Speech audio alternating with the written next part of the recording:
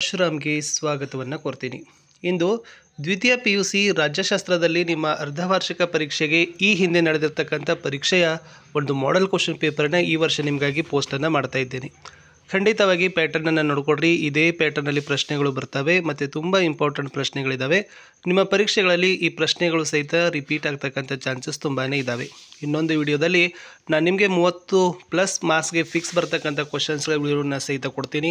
ಆ ವಿಡಿಯೋವನ್ನು ಸಹಿತ ತಪ್ಪದೆ ನೋಡಿ ಅಂತ ಹೇಳ್ತಾ ಬನ್ನಿ ನೋಡೋಣ. ಸೆಕೆಂಡ್ PUCಯಲ್ಲಿ ಪೊಲಿಟಿಕಲ್ ಸೈನ್ಸಲ್ಲಿ mid term exam question paper. ಅದಕ್ಕೂ ಮುಂಚೆ ವಿಡಿಯೋವನ್ನು ಯಾರೆಲ್ಲ ಫಸ್ಟ್ ಟೈಮ್ ವಾಚ್ ಮಾಡ್ತಿದ್ರೆ ಸಬ್ಸ್ಕ್ರೈಬ್ ಮಾಡಿ, ಲೈಕ್ ಮಾಡಿ, ನಿಮ್ಮ ಗೆಳೆಯರಿಗೆ ಶೇರ್ ಮಾಡೋದನ್ನು ಮಾತ್ರ ಮರೆಯದಿರಿ. ಭಾಗ ಎದಲ್ಲಿ ಮುಖ್ಯ ಪ್ರಶ್ನೆ ಒಂದರಲ್ಲಿ ಬಹು ಆಯ್ಕೆ ಪ್ರಶ್ನೆಗಳಿರ್ತವೆ. ಒಟ್ಟು 5 ಪ್ರಶ್ನೆಗಳು, ತಲಾ ಒಂದಕ್ಕೆ 1 ಅಂಕ, ಒಟ್ಟು 5 ಪ್ರಶ್ನೆ 5 ಅಂಕ. ಮೊದಲ ಪ್ರಶ್ನೆ ಇತ್ತು ಎಸ್, ಜಗತ್ತಿನ ಬೃಹತ್ ಪ್ರಜಾಪ್ರಭುತ್ವ ದೇಶ ಕೇಳಿದರೆ ಭಾರತ ಸರಿ ಉತ್ತರ. ಎರಡನೇ ಪ್ರಶ್ನೆ, ಭಾರತದಲ್ಲಿ ಮತ ಚಲಾಯಿಸಲು ಕನಿಷ್ಠ ವಯೋಮಿತಿ ಕೇಳಿದರೆ ಆಯ್ಕೆ ಎ 18 ವರ್ಷ. ಪ್ರಶ್ನೆ 3, ಲಾಲ್ ಬಹದ್ದೂರ್ ಶಾಸ್ತ್ರಿ ಅಕಾಡೆಮಿ ಎಲ್ಲಿದೆ ಅಂತ ಕೇಳಿದರೆ so the right answer Mussoorie ಅಂತಕ್ಕಂಥದ್ದನ್ನು ಹೇಳ್ಬೋದು. 4, ಸತಿ ಪದ್ಧತಿ ವಿರುದ್ಧ ಹೋರಾಡಿದ ನಾಯಕ ಕೇಳಿದರೆ ರಾಜಾರಾಮ್ ಮೋಹನ್ ರಾಯ್.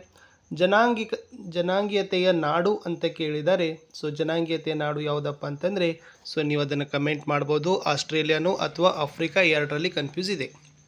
ಇನ್ನು ಸೆಕೆಂಡ್ ಮೇನ್ಸಲ್ಲಿ ಏನಿರ್ತದಪ್ಪ ಅಂದ್ರೆ ಅಲ್ಲೇ ಮೇಲೆ ಆಪ್ಷನ್ಸ್ಗಳನ್ನು ಕೊಟ್ಟಿದ್ದಾರೆ, ಕೆಳಗಡೆ ಇದ್ದಾವೆ. ಅದೇ ಆಯ್ಕೆಗಳನ್ನು ಬಳಸಿಕೊಂಡು ಬಿಟ್ಟ ಪದಗಳನ್ನು ನೀವೇನು ಮಾಡಬೇಕು, ಪೂರ್ಣವಾಗಿ ಬರಿಬೇಕು. 6ನೇ ಪ್ರಶ್ನೆ, ರಾಜ್ಯ ಪುನರ್ರಚನಾ ಆಯೋಗದ ಅಧ್ಯಕ್ಷರು ಕೇಳಿದ್ದಾರೆ ಸೊ ನಾವೇನು ಹೇಳ್ಬೋದು, Fazal Ali is the right answer. NOTA ವಿಸ್ತರಿಸಿ ಬರೆಯಿರಿ ಅಂತ ಕೇಳಿದ್ದಾರೆ, ನನ್ ಆಫ್ ದ ಅಬೌವ್ ಅಂತ ಇಂಗ್ಲೀಷ್ನಲ್ಲಿ ಹೇಳ್ತಾರೆ. ಸೊ ಕನ್ನಡದಲ್ಲಿ ಮೇಲಿನ ಯಾರು ನನ್ನ ಆಯ್ಕೆ ಅಲ್ಲ ಅಂತ ಬರಿಬೋದು. ಪ್ರಶ್ನೆ 8, UPSCಯ ಅಧ್ಯಕ್ಷರು ಮತ್ತು ಸದಸ್ಯರನ್ನು ನೇಮಿಸುವವರು ಅಂತ ಕೇಳಿದರೆ ಅದು ರಾಷ್ಟ್ರಪತಿ ಬರ್ತದೆ. 8ನೇ ಉತ್ತರ.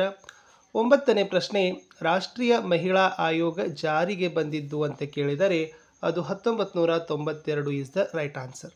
ಲಾಸ್ಟ್ ಒಂದೇ ಉಳಿತು, ಭಯೋತ್ಪಾದನೆಯ ಮೂಲ ಪದ ಕೇಳಿದರೆ ಟೆರೇರೆ ಅಂತಕ್ಕಂಥದ್ದು ಈಸ್ ದ ರೈಟ್ ಆನ್ಸರ್. ಇನ್ನು 3ನೇ ಭಾಗಕ್ಕೆ ಹೋಗೋಣ. ಅದಿರೋದು ಹೊಂದಿಸಿ ಬರೆಯಿರಿ ಅಂತಕ್ಕಂಥದ್ದು. 11ರಲ್ಲಿ KPSC ಇದೆ ಸೊ ಅದನ್ನು ನಾವೇನಂತೀವಿ, ಕರ್ನಾಟಕ ಲೋಕಸೇವಾ ಆಯೋಗ ಅಂತೀವಿ. ಇನ್ನು 12 ಜನಸಂಖ್ಯಾ ಸ್ಫೋಟ ಇದೆ, ಅದರಿಂದ ನಮ್ಮ ರಾಷ್ಟ್ರದ ಬೆಳವಣಿಗೆಗೆ ಅಡಚಣೆಯಾಗಿದೆ.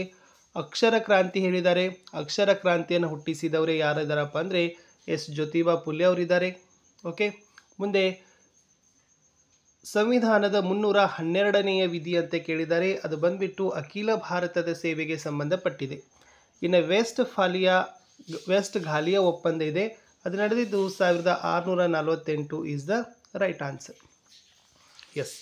ಇನ್ನು 4th ಮೇನ್ದಲ್ಲಿ ಇರ್ತಕ್ಕಂಥದ್ದು ಸ್ನೇಹಿತರೆ, ಒಂದು ವಾಕ್ಯದಲ್ಲಿ ಉತ್ತರವನ್ನು ಬರಲಿಕ್ಕಿರ್ತಕ್ಕಂಥ ಪ್ರಶ್ನೆಗಳು. ಪ್ರತಿ ಸಲ ಕೇಳ್ತಾರೆ ಡಯಾರ್ಕಿ ಅಂದರೆ ಏನು, ಭಾರತದಲ್ಲಿ ಎಂಥ ಪಕ್ಷ ಪದ್ಧತಿ ಅಸ್ತಿತ್ವದಲ್ಲಿದೆ, ಅದು ಬಹುಪಕ್ಷ ಪದ್ಧತಿ ಅಂತೀವಲ್ಲ. ಇನ್ನು ರಾಜ್ಯಾಡಳಿತದ ಮುಖ್ಯಸ್ಥರು ಯಾರು ಅಂತ ಕೇಳಿದ್ದಾರೆ, ಸೊ ರಾಜ್ಯಾಡಳಿತದ ಮುಖ್ಯಸ್ಥರು ರಾಷ್ಟ್ರಪತಿನೇ ಆಗಿರ್ತಾರೆ. ಯಾವ ದಿನದಂದು ವಿಶ್ವ ಪರಿಸರ ದಿನ ಆಚರಿಸಲಾಗ್ತಾ ಇದೆ, ಓಕೆ, ವಿಶ್ವ ಪರಿಸರ ದಿನ ಕೇಳಿದ್ದಾರೆ. ಜಾತಿ ಆಧಾರಿತ ಅಸಮಾನತೆ ಅಂದರೆ ಏನು ಅಂತಕ್ಕಂಥದ್ದು 1 ಮಾರ್ಕ್ಗೆ ಕೇಳಿದ್ದಾರೆ.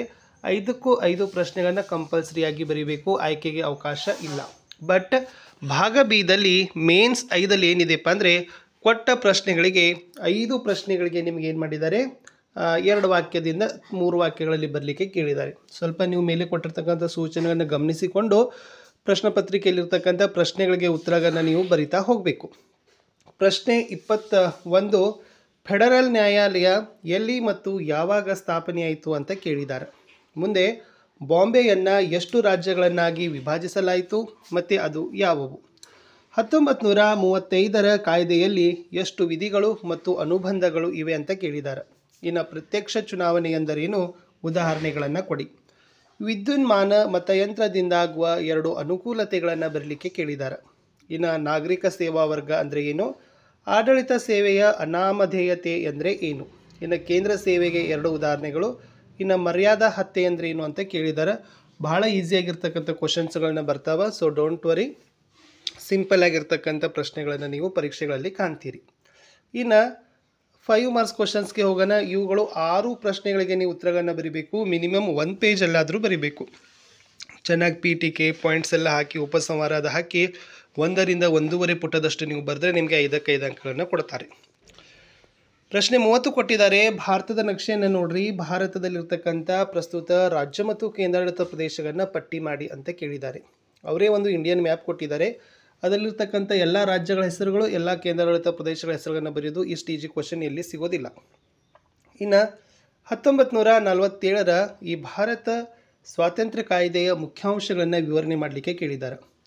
ಇನ್ನು ಜಿಲ್ಲಾಧಿಕಾರಿಯ ಯಾವುದಾದರೂ 5 ಕಾರ್ಯಗಳನ್ನು ವಿವರಿಸ್ರಿ.